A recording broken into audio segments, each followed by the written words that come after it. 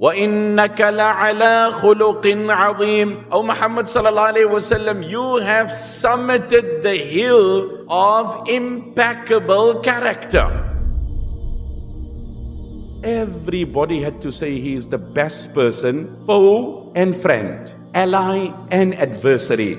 And the truth be told, your goodness is measured by what your enemy says and not your friend. So the enemies were compelled to say that Muhammad sallallahu alaihi wasallam is the greatest human. Now listen to this. They would say the Prophet sallallahu alaihi wasallam, wal-'iyadhu billah, wal-'iyadhu billah, is a soothsayer, is a magician, is a fortune teller and whatever. And then when they have something to entrust valuable, they come and give it to him. This is documented, it's right across. Muslim authors or non-Muslim authors. So they would say the most nasty things about the Prophet sallallahu alaihi wasallam, yet the character of the Messenger sallallahu alaihi wasallam was so amazing that they would come and leave their valuables in the care of the Messenger sallallahu alaihi wasallam.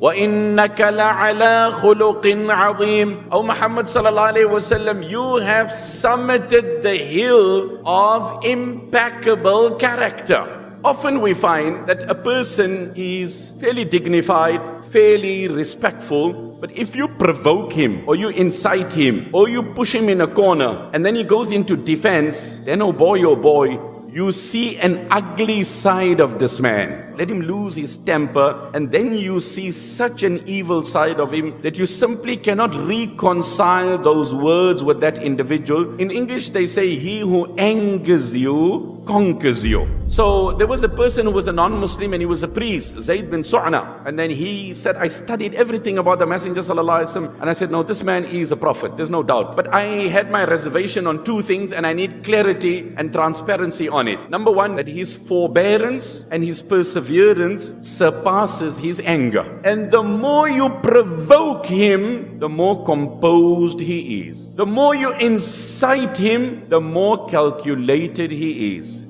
Zayd bin Su'na said, so I wanted to test him out. So I came out, the Messenger sallallahu alaihi wasallam was with Ali radiallahu anhu. A villager came and he said, O Prophet of Allah, I've invited my nation to Islam and I told them prosperity will come your way, but adversity has fallen in their lap. Can you give me some money so I can help them? So the Messenger sallallahu alaihi wasallam said, I don't have anything. He asked Ali radiallahu anhu said, I don't have. So I stepped forward, Zayd bin Su'na, who was not a Muslim at that time. I said, O Muhammad sallallahu alaihi wasallam, of course he was not a Muslim, but this was an exercise he was carrying out to study. I can give you money, and an agreement was made, X amount will be given and it will be paid on a date. Nabi sallallahu alaihi wasallam agreed. Nabi sallallahu alaihi wasallam took the money from him, gave it to the individual, and he said, distribute it amongst your people and give them hope and encouragement, etc. And the individual left. He said 2 days before the duration had lapsed, there were 2 more days of grace left for the Messenger sallallahu alaihi wasallam to offset the debt. I came to him and I said, Yabna Abdil Muttalib, ma uriftum illa mutla. Oh, the grandson of Abdul Muttalib, you have not paid me my money. And you people are known to procrastinate when it comes to settling of debts. And Umar ibn al-Khattab radiallahu anhu was sitting next to the Prophet sallallahu alaihi wasallam, and Umar radiallahu anhu's eyeballs were turning rapidly. And he said, oh enemy of Allah, are you literally blurting what you blurt into my Prophet?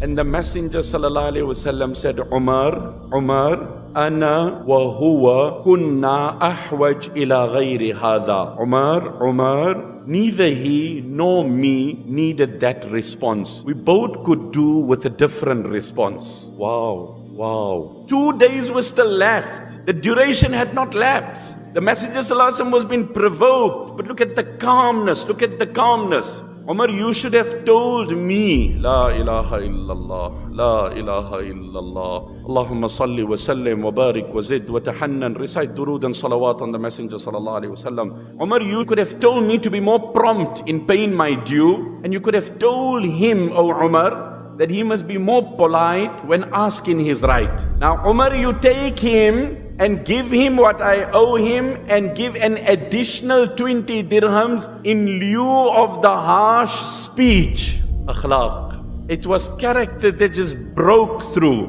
In English they say, when you cannot change what's happening, then change the way you react to what's happening. That's where the power lies. Regardless of what people tell us, we're responsible for the manner in which we react. We can be bitter or better. As Umar is walking with this man, Zayd bin Sa'na says to Umar, you know me. Umar is like, I don't want to know you. That's not the actual words, of course. I'm paraphrasing. Like, the way you spoke to the Messenger sallallahu alaihi wasallam. He said, you know the priest, Al-Hibr, that's me. So Umar radiallahu said, but what drove you to speak to my Prophet sallallahu alaihi wasallam like this? So then he said, oh Umar, I did this to examine the Prophet sallallahu alaihi wasallam, and I'm convinced that he is the Prophet of Allah. I make you my witness that I bring Iman, and half my wealth is charity in the path of Allah. It was character that just broke through. It just broke through. The stories are too many. I met a brother in Paris myself by the name of Ali.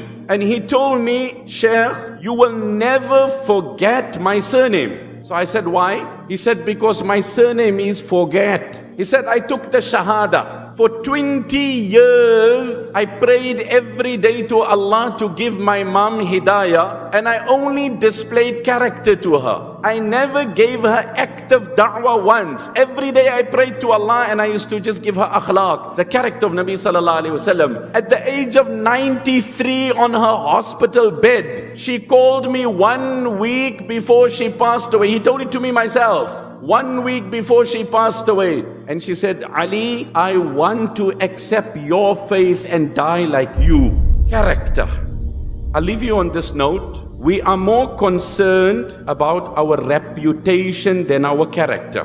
Reputation is the perception of others about us. Character is what we actually are. Reputation will get you married, but it takes character to keep you married. Reputation will get you employed, but it takes character to keep you employed. It's easier to impress the whole world than your spouse, but it's more important to impress your spouse than the whole world.